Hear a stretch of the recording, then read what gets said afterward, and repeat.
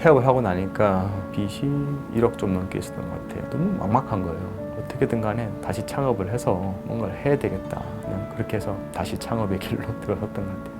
안녕하세요. 저는 호주에서 서양식 요리 유학을 다녀오고 지금은 보리밥집을 운영하고 있는 20년 경력의 요리사 출신 이문규라고 합니다. 보리밥집 오픈하고 첫 해에는 연매출이 4억이 좀 넘었고요. 그 다음 해에는 9억이 좀 넘었고요. 세 번째 해에는 10억이 좀 넘었고요. 저희가 매년 이렇게 꾸준하게 조금씩 성장해 온 것 같아요. 처음에는 고등학교를 졸업한과 동시에 이제 조리과가 있는 대학교를 갔는데 다니다 보니까 이게 제 생각이랑 좀 많이 다르더라고요. 저 같은 경우에 그 당시 집안 형편이 안 좋아가지고 빨리 실무를 익혀서 현장에 빨리 뛰어들고 싶은 마음이 강했는데 나와서 지인의 소개를 받아가지고 서울에 있는 한정식 집에 취업을 했어요. 그렇게 하면서 첫 발을 내딛었습니다. 실제 설거지부터 했어요. 여러 야채, 채소 관리하는 거 배우면서 3년 정도 이렇게 하다가 우연찮게 또 기회가 와서 청주에 드는 파스타 집 할 자리가 생겨가지고 차렸는데 결과는 3개월 만에 폐업이었어요. 다른 거 생각 없이 맛 하나만 믿고 일단 차렸는데 맛만으로는 해결이 안 되더라고요. 그곳의 상권 시장 조사 자체도 하지도 않고 무턱대고 그 자리에다가 차렸다는 사실 자체가 문제였던 것 같아요. 그때 당시에 또 경기가 안 좋을 좀 그런 거 겹쳐가지고 스트레스가 막 너무 와서 과부하 걸려가지고 나중에 미각을 좀 잃어버린 거예요. 그러면서 맛이 흔들려 버리니까 그때부터는 걷잡을 수 없이 됐었어요. 그때 폐업하고 나서 정말 행복했어요.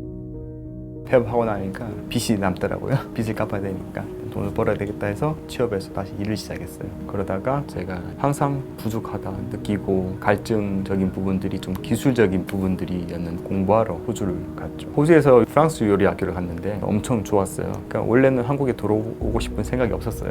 3년 좀 넘게 살다 보니까 약간 좀 외로움 같은 것도 있고 다시 한국에 돌아왔어요. 창업을 또 하게 되었어요. 파스타 전문점을 차렸고요. 꾸준하게 손님들이 많이 찾아주셨어요. 그때 당시에도 줄 서서 먹기도 하고 월 매출이 한 6천만 원에서 7천만 원 정도 그 정도까지 매출이 계속 올라갔었어요. 첫 번째 가게보다는 훨씬 준비 기간도 길었고요. 그때처럼 음식의 맛이 흔들리진 않았고요. 그런데 이렇게 매출만 좋다고 이게 다는 아니더라고요. 손님 많았는데 저희가 실제적으로 저희한테 남는 돈은 생각보다 크지 않았어요. 일단 제가 요리사 출신이다 보니까 재료비에 너무 많은 게 투자가 되더라고요. 그런 부분들이 문제가 됐었고 더 좋은 서비스를 주고자 싶어서 인건비적으로 많이 투자했던 부분도 컸던 것 같아요. 또 두 번째 폐업을 하게 된 거죠. 세상 일이란 게 장사가 잘 돼도 폐업을 하게 되는구나 라는 걸 깨달았고 다시 또 창업을 생각했던 건 그때는 큰 고민을 안 했던 것 같아요. 당연히 창업을 해야 됐다고 생각했어요. 막상 차렸는데 처음에는 나름대로 반응이 괜찮았던 것 같았어요. 그렇게 해서 계속 매출이 또 꾸준하게 올라가더라고요. 올라갔는데 갑자기 어느 순간 메르스가 터지더라고요. 그때부터가 계속 안 죽기 시작한 시작이었던 것 같아요. 근데 이미 한번 푸름이 바닥으로 꺾여 있는 상태라서 그런지 다시 이제 폐업의 길로 또 들어서게 됐던 것 같아요. 폐업을 하고 나니까 많은 빚이 남게 된 거죠. 그때 당시에 빚이 1억 좀 넘게 있었던 것 같아요. 아무리 생각해도 이게 답이 없는 거예요. 그때 태어난 지만 애가 있었는데 걔를 키워내면서 우리가 생활을 한다는 게 너무 막막한 거예요. 어떻게든 간에 다시 창업을 해서 뭔가를 해야 되겠다. 그냥 그렇게 해서 다시 창업의 길로 들어섰던 것 같아요. 보리밥집 보니까 무던하게 한식이니까 좀 오래 하겠구나 싶어서 하게 됐어요. 그렇게 처음 오픈하고 나서 생각보다 손님이 왔는데 3개월 정도 지나니까 다시 좀 매출이 좀 떨어지는 것 같더라고요. 매번의 창업 경험이 하면 한번 떨어지기 시작하면 계속 떨어졌으니까 너무 불안한 거예요. 지인분들이 말씀해 주시는 게 너네 반찬 왜 안 바꾸냐고. 실제 보니까 제가 콩나물 무침만 3개월 동안 똑같이 나오고 있었던 거예요. 바꿔야 되겠다 싶어가지고 바꿨어요. 그렇다고 좀 바로 나왔었냐 그것도 아니에요. 피자가 또 나오는데 야, 또 셰프가 근데 피자 맛이 별로 없다는 그런 얘기가 있더라. 그럼 안 되니까 막 또 연구를 했어요. 맛있게 만드니까 피자도 잘 나가고 그런 것들이 여러 가지가 다 반복이 됐더라고요. 보리밥집을 창업하고 나서 계속 빚을 갚아 나가기 시작했죠.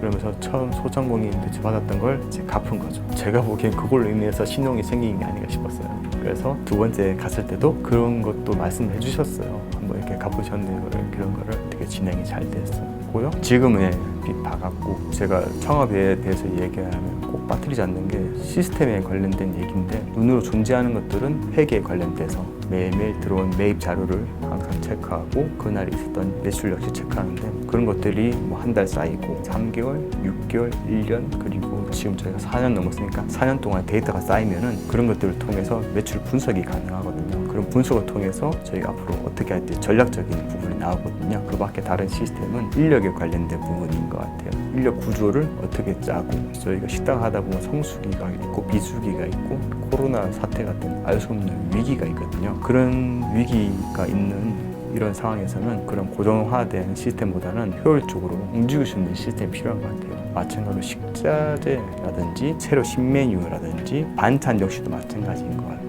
시스템이 있다는 거는 계절별로 이미 뭘 할지 나와 있고 그냥 막연하게 시장 가서 이렇게 야채 지고 와서 하는 거랑 또 다른 것 같아요. 이번에 창업을 통해서 제가 깨달은 건 제 자신의 어떤 철학이라고 해야 되나요? 그런 부분들이 굉장히 중요한 것 같아요. 자신의 어떤 창업했을 때 철학이 없다면은 외부 요인에 의해서 다 흔들려 버리는 것 같아요. 그게 흔들려 버리면은 모든 게 다 쉽게 무너졌던 것 같아요. 지금은 철학이 있어야 된다가 제일 중요한 것 같아요. 그 철학이 있고 나서 그 다음에 필요한 게 시스템이라든가. 철학이 없다면은 좋은 시스템도 다 소용이 없을 것 같아요. 흔들려 버리니까.